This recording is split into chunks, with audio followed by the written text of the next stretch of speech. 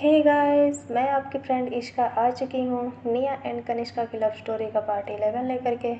तो I hope कि आप सभी को ये स्टोरी काफ़ी पसंद आ रही होगी, और अगर पसंद आ रही है तो प्लीज़ चैनल को सब्सक्राइब करके बेल आइकन ज़रूर प्रेस कर दें, और साथ ही साथ वीडियो को लाइक एंड शेयर भी कर दें। तो चलिए बिना किसी देरी के इस स्टोरी को शुरू करते हैं। उससे पहले थोड़ा सा प्रीवियस पार्ट के बारे में जान लेते हैं। प्रीवियस पार्ट में आपने सुना था कि कनिष्का निया के लिए नूडल्स बनाती है, और उसी दौरान उनके बीच काफ़ी रोमांटिक मोमेंट होता है। Morning time, study room, 8 o'clock। Mister Kapoor यानी कि निया के दादाजी अपने बड़े बेटे अर्नव कपूर के साथ स्टडी रूम में बैठे हुए थे, और उन दोनों के साथ उनका असिस्टेंट भी था। उन तीनों को देख करके ऐसा लग रहा था कि वो किसी गंभीर मुद्दे पर काफ़ी गहराई से बातें कर रहे हैं, और उनकी परेशानी इस बार छोटी नहीं थी। मिस्टर कपूर अपनी नज़रें अपनी फ़ाइल में गड़ाए हुए काफ़ी गंभीरता से कुछ सोच रहे थे, और उनके सामने अर्नव कपूर यानी कि निया के डैड चुपचाप बैठे अपने पापा के बोलने का इंतज़ार कर रहे थे। उन्हें देख कर के ऐसा लग रहा था कि जैसे उन्होंने कोई बहुत बड़ी गलती की हो, और अब उन्हें किसी भी वक्त डांट पड़ सकती थी, और वो अपनी उसी बारी का इंतज़ार कर रहे थे। दादाजी के चेहरे का एक्सप्रेशंस काफ़ी सीरियस था,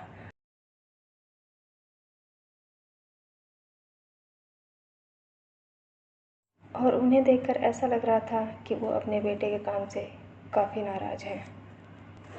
दादाजी जैसे जैसे फाइल के पन्ने पलटते जा रहे थे, उनके चेहरे का एक्सप्रेशंस और भी बदतर होता जा रहा था। धीरे धीरे उनकी परेशानी उनके चेहरे पे साफ साफ झलकने लगी, और स्टडी रूम का माहौल काफ़ी गंभीर हो चुका था। फाइनली दादाजी ने बंद करते हुए गुस्से में अपने बेटे की तरफ देखा, और उन्हें देख कर के ऐसा लग रहा था कि वो कभी भी उन पर चिल्ला सकते थे। कुछ देर बाद ही दादाजी ने अपना गुस्सा निकालते हुए कहा, नालायक, आखिर तुम किस दुनिया में जी रहे हो? क्या तुम भूल गए कि तुम इस कंपनी के सीईओ हो? इसके बावजूद भी तुम मेरे सामने बैठकर ये कहने की हिम्मत कर रहे हो कि तुम्हें इस प्रॉब्लम के बारे में कुछ नहीं पता था। अर्नव कपूर ने जब अपने डैड को इस तरह गुस्से में चिल्लाते हुए देखा, तो उन्होंने उन्हें शांत करने की कोशिश करते हुए कहा, पापा प्लीज़ शांत हो जाइए। मैं जानता हूँ कि ये प्रॉब्लम काफ़ी बड़ी हो सकती है, पर आप मेरा यकीन करिए कि मुझे जैसे ही इसके बारे में पता चला तो मैं तुरंत आपसे डिस्कस करने के लिए चला आया। हाँ, मैं ये मानता हूँ कि मैं आजकल कंपनी पे ध्यान नहीं दे पा रहा हूँ, और इसकी वजह यह है कि मुझे किसी दूसरे काम की वजह से कुछ दिनों तक बाहर रहना पड़ा। पर इसका मतलब ये बिल्कुल नहीं है कि मैं अपनी कंपनी की तरफ अपनी जिम्मेदारियों को भूल गया हूँ। मैं आपसे वादा करता हूँ कि इस काम के पीछे जो भी इंसान है, मैं उसकी बहुत जल्द ही सारी डिटेल निकाल लूँगा, और जल्दी ही आपके सामने ला कर के वो फाइल रख दूँगा। मुझे लगता है कि आपको इतनी ज़्यादा टेंशन लेने की ज़रूरत नहीं है। मिस्टर कपूर ने जैसे ही अपने बेटे की इस लास्ट लाइन को सुना, तो उनका गुस्सा 7वें आसमान पे पहुंच गया, और उन्होंने फिर से एक बार चिल्लाते हुए कहा, क्या तुम पागल हो गए हो?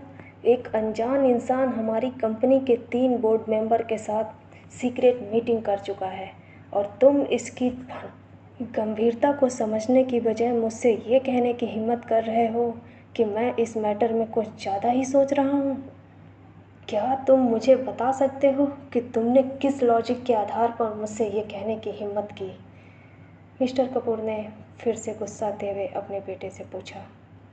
अर्नव कपूर के जवाब का इंतज़ार किए बिना मिस्टर कपूर ने फिर से आगे कहते हुए कहा, क्या तुम इस बारे में अंदाज़ा भी लगा सकते हो कि अगर वो इंसान हमारा दुश्मन निकला और वो अपने मकसद में कामयाब हो गया, तो हम इस बारे में सोच भी नहीं सकते कि इसका रिजल्ट क्या होगा।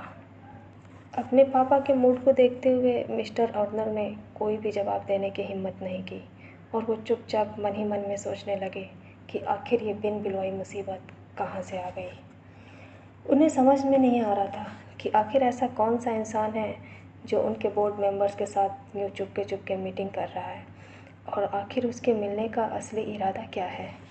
हालांकि अर्नव कपूर ने ये पहले ही पता लगा लिया था कि वो कौन कौन से बोर्ड मेंबर्स हैं जिनके साथ सीक्रेट मीटिंग की गई है, पर इसके बावजूद भी वो ये पता लगाने में नाकाम रहा कि आखिर उस मीटिंग का मेन मकसद क्या था। ये बात कपूर हाउस के लिए काफ़ी परेशानी भरी थी और दादाजी इस पर बिल्कुल ओवर रिएक्ट नहीं कर रहे थे। दादाजी अपने तजुर्बे से ये साफ पता लगा सकते थे कि अगर किसी इंसान ने बोर्ड मेंबर्स को अपना निशाना बनाया है तो इसका मतलब ये साफ है कि उसका इरादा कोई छोटा मोटा नहीं है। अगर उसके इरादे गलत हुए तो इस पॉइंट पर कपूर कंपनी पूरी तरह बर्बाद हो सकती थी या फिर किसी ऐसे इंसान के हाथ में चली जाती जिसकी ये लोग कल्पना भी नहीं कर सकते थे। यही वजह थी कि आज दादाजी को जैसे ही पता चला कि अर्नब कपूर इंडिया में आ चुके हैं और इसके बावजूद भी उन्होंने इस प्रॉब्लम पे कोई भी ध्यान नहीं दिया, तो उनका गुस्सा 7वें आसमान पे पहुंच गया और उन्होंने अर्जेंट अपने बेटे को अपने पास बुलाया। कपूर कंपनी काफ़ी पुरानी कंपनी थी और करीब इनका बिजनेस 20 साल पुराना था और दादाजी ने अपनी पूरी मेहनत और लगन के साथ इस कंपनी को अपना 100% दिया था और इसे तरक्की के इस मुकाम तक ले आए थे। पर आज जब भी वो अपने बेटे के बारे में सोचते थे तो उन्हें इस बात का काफ़ी दुख होता था कि इनके बच्चों में वो काबिलियत नहीं जो वो हमेशा से ही उनमें देखना चाहते थे। यही वजह थी कि दादाजी की अब पूरी उम्मीद उनकी पोती निया कपूर पर थी। निया कपूर। निया अभी भी अपने कमरे में सो रही थी। चूँकि वो रात में काफ़ी लेट तक जगी, इसकी वजह से सुबह अभी भी उसकी आँख नहीं खुली थी। फाइनली वो अंगड़ाई लेते हुए उठी और जैसे ही उठी वो सीधा फ्रेश होने चली गई। कुछ देर बाद निया रेडी होकर के बाहर आई, पर बाहर उसके लिए एक सरप्राइज़ इंतज़ार कर रहा था।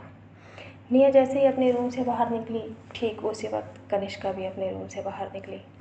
पर जैसे ही निया की नज़र कनिष्का पे पड़ी तो कल रात का सारा सीन उसकी आंखों के सामने चलने लगा और ये देख करके निया ने बिजली की रफ्तार से अपने कदम पीछे किए और फिर से वो अपने कमरे में आ गई।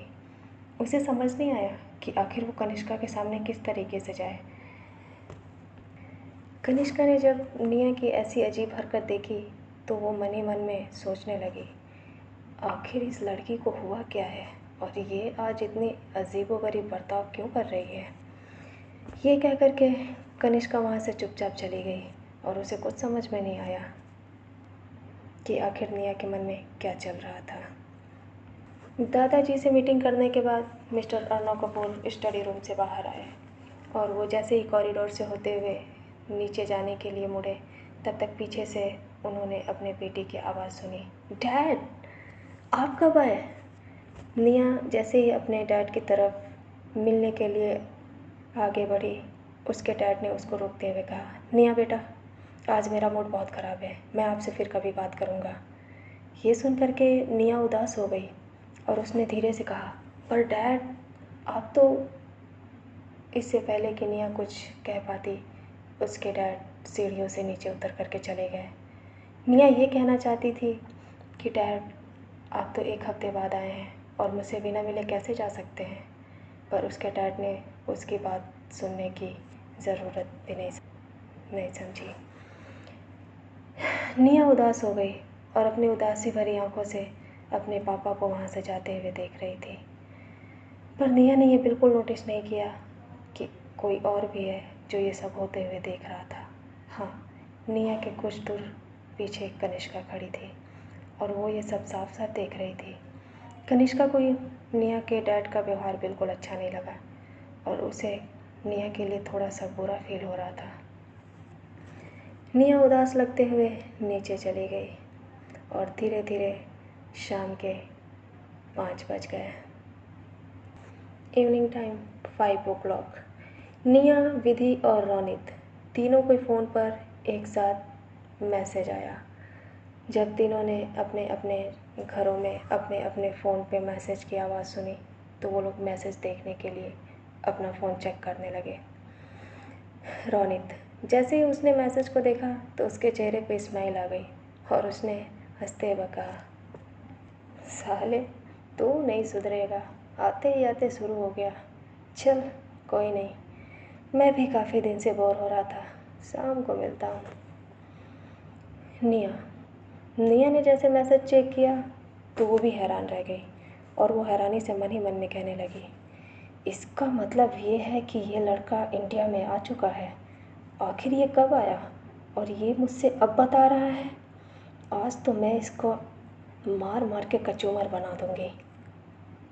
विधि ने जब उस मैसेज को देखा तो वो मुंह बनाने लगी और उसने मुंह बनाते हुए कहा, ये लड़का यहाँ आ चुका है, इसका मतलब कि अब हर रोज़ ये कोई ना कोई नई नई नौटंकी शुरू करेगा। मैं तो इसकी बोरिंग पार्टी से परेशान हो जाती हूँ। इस बार मैं इसके जाल में नहीं फंसने वाली और मैं बिल्कुल इसकी पार्टी अटेंड नहीं करने जा रही, चाहे मुझे कोई भी मनाने आ जाए। मैं इस बार भाई और निया की भी बातों में बिल्कुल नहीं आऊँगी। उन तीनों के मैसेज सेम थे और उसमें एक पार्टी का इनविटेशन था। हाँ, ये मैसेज निया, विधि और रोनित के कॉमन फ्रेंड राज खन्ना का था। राज खन्ना निया का बचपन का फ्रेंड था।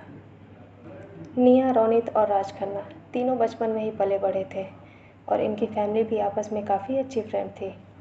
यही वजह थी कि तीनों की बॉन्डिंग काफ़ी अच्छी थी और इनकी स्किल्स और काबिलियत भी लगभग सेम थी। करीब 10 साल पहले तक राज खन्ना इंडिया में ही था और वो निया कपूर के आसपास ही रहता था, पर अचानक सा कुछ ऐसा हुआ जिसकी वजह से उसे इंडिया छोड़ करके बाहर जाना पड़ा। करीब 10 साल पहले उनकी फैमिली को बिजनेस में काफ़ी लॉस हुआ और इसकी वजह से उन्हें यूके शिफ्ट होना पड़ा। यूके में करीब 10 साल तक मेहनत करने के बाद उनकी कंपनी फिर से अच्छी कंडीशन में आ गई और इसमें उन्होंने काफ़ी तरक्की भी कर ली। फाइनली अब उनका इरादा था कि वो इंडिया में अपने बिजनेस को फिर से इस्टेब्लिश करेंगे और इसी इरादे के साथ वो 10 साल बाद फैमिली के साथ इंडिया आ गए। और राज खन्ना जैसे ही इंडिया आया उसने अपने पहले की तरह फिर से पार्टी रखी और सभी दोस्तों को एक साथ इनवाइट किया। चूँकि राज खन्ना, निया और रोनित एक दूसरे के काफ़ी अच्छे फ्रेंड थे तो उनके सर्कल में जितने भी लोग थे उन्हें लगता था कि राज खन्ना और निया एक दूसरे के लिए काफ़ी परफेक्ट थे और राज खन्ना भी यही सोचता था क्योंकि उसकी नज़र में निया एक सोने का अंडा देने वाली मुर्गी थी और वो उसे इम्प्रेस करने या उसके करीब जाने का कोई भी बहाना नहीं छोड़ना चाहता था। हालांकि निया के मन में राज खन्ना के लिए ऐसा कुछ नहीं था और वो उसे सिर्फ एक फ्रेंड मानती थी, पर निया के डैड ये चाहते थे कि उसकी शादी राज खन्ना से हो जाए। दादाजी की वजह से उन्होंने ये कहने की कभी हिम्मत नहीं की क्योंकि दादाजी के रहते हुए अर्नव कपूर की कभी नहीं चलती। राज खन्ना की फैमिली भी हमेशा से यही सोचती आ रही थी कि उनके बेटे की शादी अगर निया कपूर से हो गई तो कपूर फैमिली और खन्ना फैमिली के मिलते ही उनकी रेपुटेशन और बिजनेस प्रॉफिट आसमान छूने लगेगा, क्योंकि कपूर खन्ना की हमेशा से कपूर फैमिली के प्रॉपर्टी पर ही नज़र थी और हमेशा से उनका एक ही इरादा था कि राज खन्ना की शादी कराकर कपूर कॉरपोरेशंस को खन्ना कॉरपोरेशंस के साथ कोलैबोरेट करना, और जिस दिन ऐसा होता उनके कंपनी का प्रॉफिट लेवल आसमान छू देता। यही वजह थी कि हमेशा से ही वो ये चाहते थे कि राज निया को इम्प्रेस करे और अब आ गए। रोनित ने जैसे ही ये मैसेज पढ़ा तो उसने ये अंदाज़ा लगा लिया कि सेम मैसेज विधि और निया के पास भी गया होगा, क्योंकि उसे हमेशा से ही पता था और ये पार्टी उनके लिए कोई नई नहीं थी। रोनित ने विधि और निया को कॉन्फ्रेंस कॉल किया और खुश लगते हुए कहा, मुझे पूरा यकीन है कि अब तक तुम लोग समझ ही गए होगे कि आखिर मैंने तुम दोनों को कॉन्फ्रेंस कॉल क्यों किया है। इस पर विधि ने मुंह बनाते हुए कहा, भाई मैं उस पार्टी में बिल्कुल नहीं जाने वाली, आप दोनों को जाना है तो जा सकते हो। इस पर रोनित ने निया से पूछा, निया तुम क्या करने की सोच रही हो। निया ने कहा, ऑफ कोर्स मैं जाना चाहती हूँ और वैसे भी मैं काफ़ी दिनों से बोर हो रही हूँ तो मैं थोड़ा सा आज एंजॉय करना चाह रही हूँ। और रही बात राज की, तो वो भी काफ़ी दिन बाद इंडिया में आया है तो मैं उससे भी मिल लूँगी। इस पर रोनित ने कहा, तो फिर ठीक है, डन रहा। विधि तुम एक बार और सोच लो, क्या तुम हमारे साथ आ रही हो। इस पर विधि ने मना करते हुए कहा, बिल्कुल नहीं, मैं उस बोरिंग सी पार्टी में बिल्कुल नहीं जाती। तो ठीक है निया, तुम मुझे पार्टी में मिलना, मैं तुम्हें करीब 7 बजे मिलूँगा।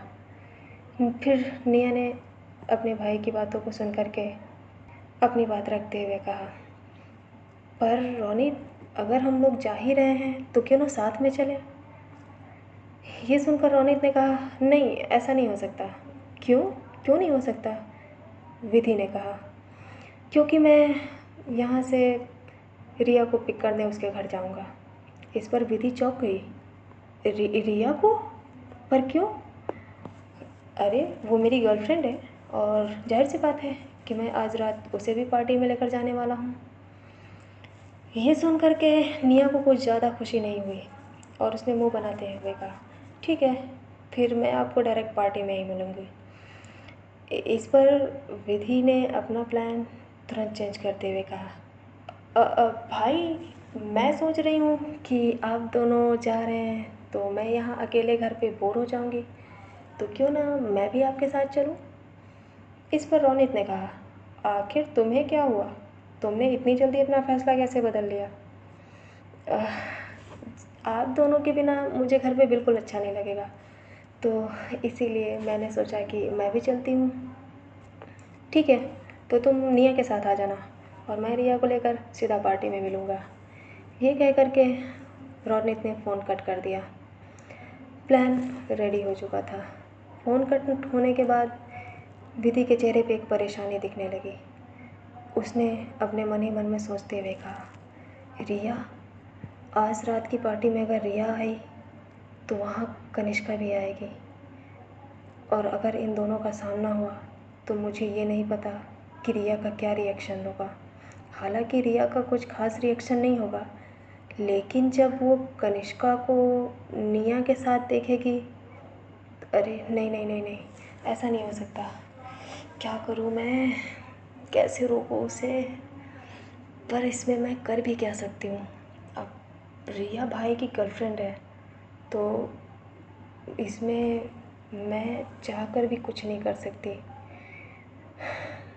चलो, अब तो शाम को ही देखते हैं कि आखिर आज क्या होने वाला है। विधि ने उदास लगते हुए खुद से कहा। पार्टी का नाम सुन करके निया का मूड काफ़ी अच्छा हो गया और वो खुशी खुशी रेडी होने लगी। करीब शाम के 7 बजे सब लोग पार्टी में जाने के लिए रेडी थे और निया भी बिल्कुल रेडी थी। उसने जैसे ही रूम से बाहर निकलने के लिए दरवाज़ा खोला तो उसे ध्यान आया, ओह गॉड, मैं भला इस लड़की के बारे में कैसे भूल सकती हूँ।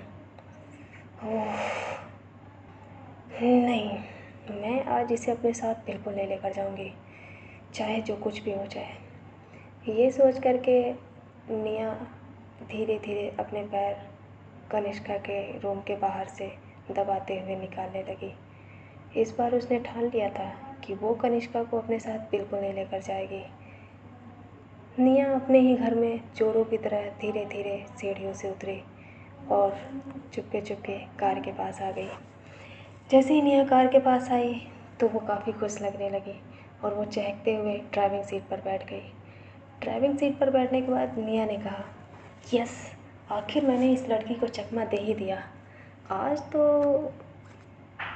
ये कह कर के निया अपनी बात पूरी ही करने वाली थी, तब तक उसके कानों में एक आवाज़ आई, क्या सच में? ये सुन कर के निया चौंक गई और उसने चौंक करके पीछे देखा, तुम यहाँ। पर निया ने अपनी बात पूरी नहीं की। उसे पिछली बार की फाइट काफ़ी अच्छे से याद थी, तो उसने फिर इस क्वेश्चन को पूछने की हिम्मत नहीं की कि तुम यहाँ क्या कर रही हो। उसने अपनी बातों को बीच में ही निगल लिया और अपने क्वेश्चन को बदलते हुए कहा, तुम यहाँ कैसे आई? तुम आखिर कार में कैसे आई? अपने पैरों से, कनिष्का ने कहा। इस पर निया हमेशा की तरह चिल्ला गई और उसे पता था कि अगर उसने एक और क्वेश्चन कनिष्का से पूछा तो उसका मूड बहुत जल्दी ही ऑफ हो जाएगा और वो अपना मूड ख़राब नहीं करना चाहती थी। तो इस पर कनिष्का ने एक और क्वेश्चन नहीं पूछा और वो चुपचाप गाड़ी स्टार्ट करके आगे बढ़ गई। विधि के घर के सामने आने के बाद निया ने हॉर्न दिया और कुछ देर के बाद विधि भी रेडी होकर के आकर उनके साथ बैठ गई। आज कनिष्का फ्रंट सीट पे नहीं थी, आज वो बैक सीट पे थी। ये देख कर के निया को थोड़ा रिलीफ हुआ और जैसे ही विधि उनकी कार के पास आई, उसने अपने पीछे कनिष्का को देखा तो वो काफ़ी खुश लगने लगी और उसने खुशी खुशी उससे हाय किया। कनिष्का के दिल में विधि के लिए हमेशा से ही एक लॉयल और क्यूट और रिस्पॉन्सिबल लड़की की इमेज थी। वो काफ़ी अच्छे से उसे ट्रीट करती थी। उसने मुस्कुरा करके उससे बातें की। इस पर विधि का मुंह निया का मुंह बन गया। उसने मन ही मन में कहा, इस लड़की को जब मुझसे बात करनी होती थी तो ऐसे बात करती है जैसे मैंने इसका कोई कर्जा ले रखा हो, और ऐसे किसी और से बातें करनी होती है तो देखो कैसे प्यार से हंस हंस के बातें करती है। निया अपने मन ही मन में बड़बड़ाते हुए कार ड्राइव कर रही थी और धीरे धीरे आगे बढ़ रही थी। बीच बीच में निया